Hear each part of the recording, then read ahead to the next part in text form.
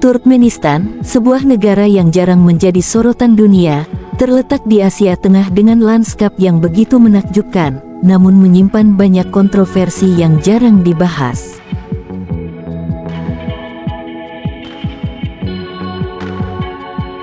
Turkmenistan hampir sepenuhnya terdiri dari padang pasir Karakum, yang merupakan salah satu padang pasir terbesar di dunia. Meski gersang, pemandangan di sini memancarkan keindahan alam yang eksotis.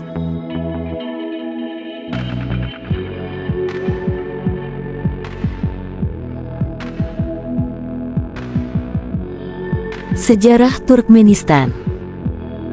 Turkmenistan adalah sebuah negara di Asia Tengah dan berbatasan dengan Iran di selatan, Afghanistan di tenggara, Uzbekistan di utara, Kazakhstan di barat laut dan Laut Kaspia di barat. Sebagian besar wilayahnya merupakan hamparan gurun Karakum. Sejarah Turkmenistan. Turkmenistan telah lama dikenal banyak orang dalam sejarah. Banyak pasukan dari berbagai kerajaan yang dikirim ke wilayah ini, demi mendapatkan wilayah yang lebih makmur. Wilayah ini sudah lama dikenal terutama oleh berbagai kekaisaran Persia. Sejarah wilayah ini dimulai saat Kaisar Akhameniyah Kekaisaran Kuno pertama Persia, menaklukkan wilayah ini dan membaginya dalam 3 wilayah, Margiana, Khwarezmia, Parthia. Alexander Agung menaklukkan wilayah ini pada abad ke-4 sebelum Masehi, pada perjalanannya menuju Asia Tengah, dan pada saat itu pula jalur sutra dibangun sebagai jalur perdagangan utama yang menghubungkan Asia dan cekungan Mediterania. Beberapa abad kemudian, berdiri Kekaisaran Parthia Persia dan membangun ibu kotanya di Nisa yang saat ini berada sekitar 18 km ke arah barat daya Ashgabat. Setelah kejatuhan Kekaisaran Parthia, wilayah ini kerap kali diduduki oleh berbagai kekaisaran Iran untuk beberapa abad. Bangsa Arab menaklukkan wilayah tersebut pada abad ke-7 M, sekaligus memperkenalkan Islam dan kebudayaan Timur Tengah. Turkmenistan menjadi dikenal luas ketika Khalifah Abbasiyah Ma'mun al-Rashid memindahkan ibu kota kerajaan Khorasan Raya ke Merv, yang sekarang menjadi situs warisan dunia UNESCO. Pada pertengahan abad ke-11, Kekaisaran Turki Seljuk memusatkan kekuasaan teritorialnya di Turkmenistan dan memperluas wilayahnya hingga Khorasan. Pada pertengahan abad ke-12, kekuasaan kerajaan Turki Seljuk mengalami kemunduran dan dikalahkan oleh Cengiz Khan yang berhasil merebut kekuasaan di bagian timur Laut Kaspia selama perjalanannya ke arah barat. 7 abad kemudian, bangsa Turkmenistan hidup di bawah kekuasaan berbagai kerajaan dan perang suku. Pada abad ke-17 hingga ke-19 Masehi, kekuasaan di Turkmenistan diperebutkan oleh Kekaisaran Persia, Kekaisaran Khiva, Emir Bukhara, dan penguasa Afghanistan. Pada periode ini, pemimpin spiritual Turkmenistan Maktum Guli Pilagi dikenal karena upayanya menjaga kebebasan dan otonomi rakyatnya. Kekaisaran Rusia mencoba untuk menegaskan pengaruhnya di Turkmenistan, tetapi ini adalah perlawanan terkuat Turkmenistan. Akhirnya pada tahun 1894, Rusia mampu menduduki Turkmenistan dan memasukkan wilayah tersebut ke dalam wilayah kekaisarannya. Setelah itu, Turkmenistan sepenuhnya berada di bawah kekuasaan Kekaisaran Rusia. Pengaruh budaya Rusia, termasuk bahasa, mulai masuk ke Turkmenistan. Revolusi Oktober tahun 1917 di Rusia dan situasi politik yang tidak stabil membuat bangsa Turkmen mendeklarasikan Republik Sosialis Soviet Turkmenistan, bagian dari Uni Soviet. Perubahan besar terjadi, seperti sekularisasi dan adopsi gaya berpakaian Eropa. Aksara bahasa Turkmen berubah dari Arab ke Latin, lalu Kiril. Namun, usaha menghapus tradisi untuk mendukung komunisme tidak sepenuhnya berhasil. Uni Soviet justru mempromosikan tradisi Turkmen dalam kebijakan nasionalnya pada tahun 1920 sampai tahun 1930, dan Stalin memperbolehkan bahasa Turkmen sebagai bahasa resmi di republik tersebut.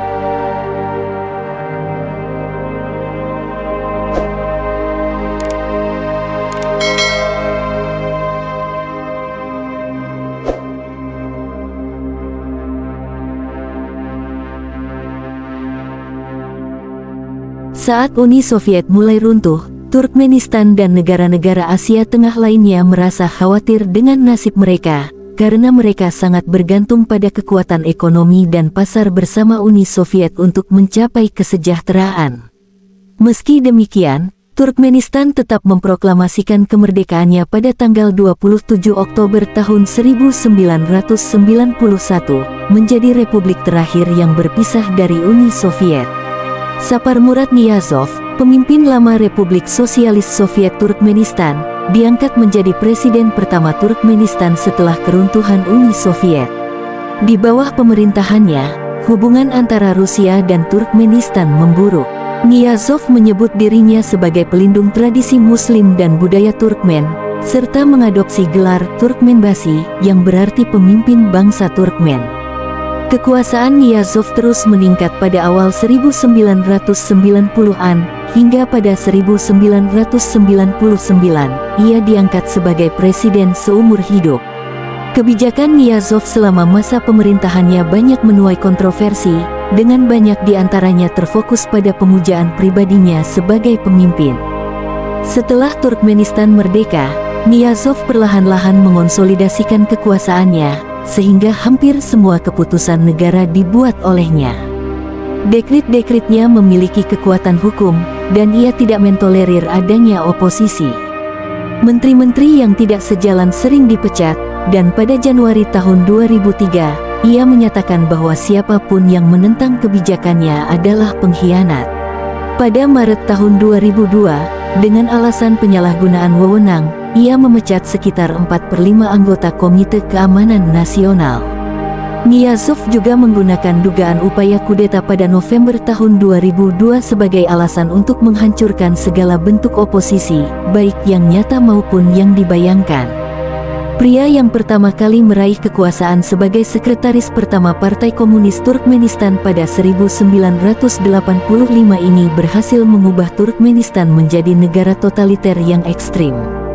Rakyat Turkmenistan bukan hanya takluk, tetapi juga tunduk di bawah kekuasaan Niyazov, sang presiden seumur hidup. Jika ada penghargaan untuk presiden paling narsis di dunia, mungkin Niyazov akan menjadi juaranya. Foto dan patungnya menghiasi seluruh negeri, termasuk sebuah patung emas yang berputar menghadap matahari di Ashgabat. Selama bertahun-tahun, ribuan patung Niyazov didirikan di seluruh penjuru Turkmenistan, membuat negara itu seolah-olah mencerminkan dirinya. Rasa narsistik Niyazov bahkan melampaui batas wajar. Dia meminta rapat kantornya disiarkan setiap minggu di 3 saluran televisi pemerintah. Banyak dari peraturannya terdengar aneh, termasuk melarang pria berambut panjang, memelihara jenggot, mendengarkan musik di dalam mobil, dan melarang penyiar televisi memakai riasan wajah.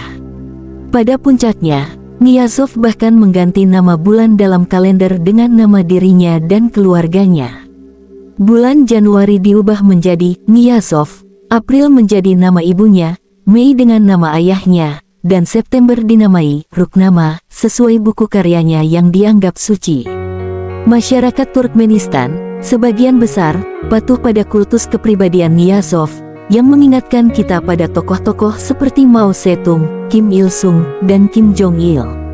Namun, Niyazov mungkin lebih ekstrim dalam hal ini. Pada tanggal 21 Desember tahun 2006, Saparmurat meninggal akibat serangan jantung. Dan selanjutnya digantikan oleh Gurbanguly Berdimuhamedow.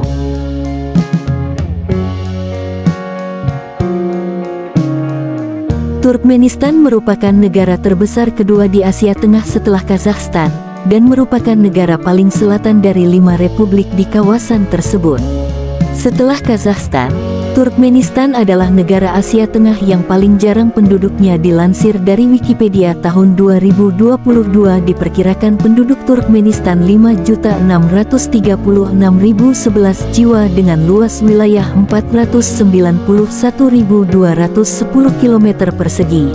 Agama mayoritas negara Turkmenistan adalah agama Islam Sunni 89%, Kristen Ortodoks Timur 9%, lainnya 2% dengan sistem pemerintahan Republik, Kepala Negara dan pemerintahan Gurbanguly Berdimuhamedow dengan ibu kota Ashgabat. Aşgabat, ibu kota Turkmenistan, memiliki sejarah yang panjang dan kaya, yang mencerminkan perpaduan antara tradisi kuno dan modernitas. Nama Aşgabat berasal dari kata Persia, es, yang berarti cinta, dan abad, yang berarti tempat atau kota, sehingga secara harfiah dapat diartikan sebagai kota cinta. Namun, sejarah dan perkembangan kota ini lebih kompleks dan syarat dengan peristiwa penting, termasuk peran geografis dan politik yang mempengaruhi pembentukannya. Aşgabat menjadi simbol kekuasaan dan kebanggaan nasional, serta pusat politik dan budaya Turkmenistan. Bahkan untuk mewujudkan kota paling putih di dunia, pemerintah mengeluarkan aturan hanya mobil yang berwarna putih atau silver yang bisa masuk ke Aşgabat. Pemerintah mengganti semua mobil pemerintahan dengan mobil berwarna putih. Bagi masyarakat umum yang mempunyai mobil selain putih dan silver terpaksa harus mengganti warna dengan putih atau silver. Terima kasih sudah menonton video ini tentang fakta-fakta menarik dan kebijakan kontroversial di Turkmenistan. Namun, di balik kebijakan-kebijakan yang unik dan seringkali kontroversial, Turkmenistan tetaplah negara dengan budaya yang kaya dan sejarah yang panjang. Jangan lupa untuk tinggalkan komentar, apa pendapat kalian tentang kebijakan-kebijakan yang ada di Turkmenistan. Jangan lupa untuk like video ini jika kalian merasa informasinya menarik, subscribe untuk terus mendapatkan fakta-fakta menarik lainnya, dan aktifkan lonceng notifikasi agar tidak ketinggalan video terbaru dari kami. Sampai jumpa di video selanjutnya.